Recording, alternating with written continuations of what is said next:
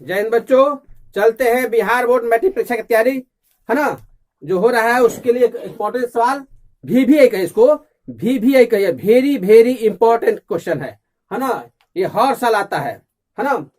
क्या सिद्ध करना है? सिद्ध करें कि 5 माइनस √3 एक अपरिमेय संख्या है। और ये 2 नंबर सवाल आता है, कभी कभी 3 नंबर का, कभी 2 नंबर का आता है। और इसे सीख कर हम लोग 2 नंबर अपना परीक्षा में आराम से प्राप्त कर सकते हैं। ये कौन सवाल है? 2019 का प्रथम पाली क्वेश्चन नंबर 5 है। ग्रुप बी है, ग्रुप बी है, खंड बी है, उसी का सवाल है ये। तो हम लोग को सिद्ध करके दिखाना है कि 5 माइनस √3 एक अपरिमेय संख्या है कि नहीं है। चलिए हम लोग कैसे सिद्ध करेंगे? जैसे कचहरी में होता है, कचहरी में किसी को सिद्ध करना होता है, चाहे और कुछ में सिद्ध करना होता है, कुछ और दिखाना होता है ना। तो उस तरह भी तो हम लोग यहाँ मैथ को सिद्ध करना है, ये सिद्ध करना है कि अब अपरिमेय संख्या है कि नहीं है। चलिए इसको मान लेते हैं हम लोग, उसका उल्टा मान लीजिए।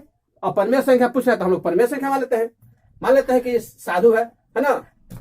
माना कि कुछ भी मान सकते हैं, माना कि 5 माइनस है ना, 5 माइनस √3 एक परिमेय संख्या है।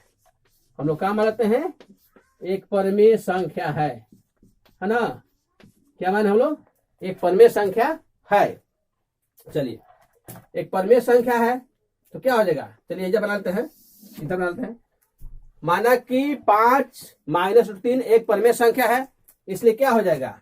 इसलिए 5 माइनस √3 बराबर P/Q, जहां क्या, जहां PQ कोई पूर्णांक है, PQ कोई पूर्णांक है, PQ कोई पूर्णांक है तथा Q बराबर नहीं है 0 के, है ना।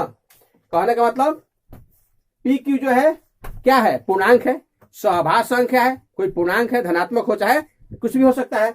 आज जरूर है कि हम P/Q माने हैं तो आप भी P/Q मानेगा, ए भी मान लीजिए, A/B भी मान लीजिए, C/D भी मान लीजिए, कुछ भी मान सकते, उससे कोई फर्क पड़ने वाला है नहीं, है ना। चलिए P/Q को होना चाहिए ना, बाटा में होना चाहिए, भिन्न रूप में होना चाहिए।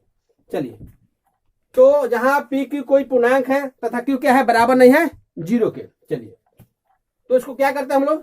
क्रॉस मल्टीप्लाई करते हैं, देखते हैं। तो देखिए प्लस है, क्या होगा? माइनस, इधर चल जाएगा है ना, माइनस है यहाँ पर है ना, तो क्या हो जाएगा?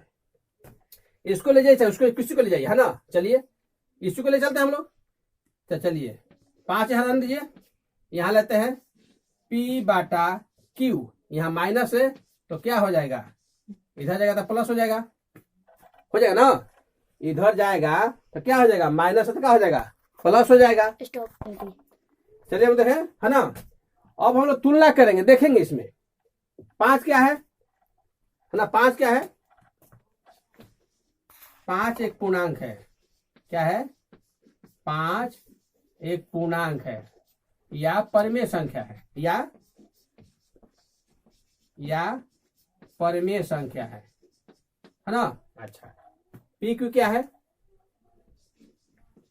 PQ पूर्णांक है, PQ पूर्णांक है,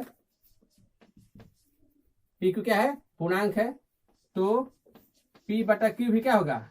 P/Q, तो P/Q भी परिमेय संख्या होगा। क्या होगा? परिमेय संख्या होगा, है ना। क्या होगा? परिमेय संख्या होगा। PQ क्या है? पूर्णांक है, तो P/Q क्या होगा? परिमेय संख्या हो जाएगा, है ना। और क्या? लेकिन √3 एक अपरिमेय संख्या है। क्या है? एक अपरिमेय संख्या है, एक अपरिमेय संख्या है। तो P/Q प्लस √3 क्या हो जाएगा? भी अपरिमेय संख्या होगा, अपरिमेय संख्या होगी, है ना। कहने बताओ अपरिमेय संख्या होगी। कहने का मतलब होगा कि अब देखिए, ध्यान दीजिए देना है। 5 जो है परिमेय संख्या है, पूर्णांक है, परिमेय संख्या है। P/Q भी परिमेय संख्या है, लेकिन प्लस एक अपरिमेय संख्या से जैसे ही जुट जाता है जैसे ही इसका संबंध बनता है +3√3 से, तो क्या हो जाता है, ये भी अपरिमेय संख्या हो जाएगी, ये भी अपरिमेय संख्या होगी। कहने का मतलब जब ये अपरिमेय संख्या हो गई है ना, P/Q भी एक परिमेय संख्या हो गया। कहने का मतलब क्या हुआ, तो क्या हम करेंगे, जो एक दूसरे के बराबर नहीं है, क्या लिखेंगे हम लोग, जो एक दूसरे के बराबर नहीं है, जो एक दूसरे के बराबर क्या है, जो एक दूसरे के बराबर नहीं है ना। कहने का मतलब ये है क्या, 5 जो है परिमेय संख्या है। यहां पर क्या करेंगे, जो हमारा ये आया है ना, क्या होगा, ये हो गया परिमेय संख्या, ये हो गया अपरिमेय संख्या, जो दोनों एक दूसरे के बराबर नहीं है। यहां लिखे हैं जो एक दूसरे के बराबर नहीं है, जो एक दूसरे के बराबर नहीं है। तो क्या हुआ, कहने का मतलब क्या है ना, कहने का मतलब √3 जो इसमें से गया निकल के परिमेय संख्या के साथ था, अपरिमेय संख्या था, मैंने 5 - √3 था, यानी ये भी अपरिमेय संख्या था। तो 5 में से निकल के चला गया है ना, मैंने 5 में से √3 निकल के चला गया P/Q में, हाँ, तो ये हो गया परिमेय संख्या बन गया। जैसे ही इसको छोड़ के गया तो ये परिमेय संख्या बन गया, आज जैसे ही P/Q के साथ में जुट गया वो अपरिमेय संख्या बन गया। क्या बन गया, अपरिमेय संख्या बन गया। तो हमको यही तो सिद्ध करना है, यही तो सिद्ध करना है कि अगर छोड़ के जा रहा है √3 किसी के साथ, किसी से संपर्क बना रहा है, या घट रहा है, या जोड़ा रहा है, या मल्टीप्लाई हो रहा है, तो क्या बन जा रहा है, अपरिमेय संख्या बन जा रहा है ना। तो क्या लिखेंगे हम लोग, एक दूसरे के बराबर है, अर्थात क्या लिखते हम लोग, LHS बराबर नहीं है RHS के, ये भी लिख सकते हैं, यानी एक दूसरे के बराबर नहीं है।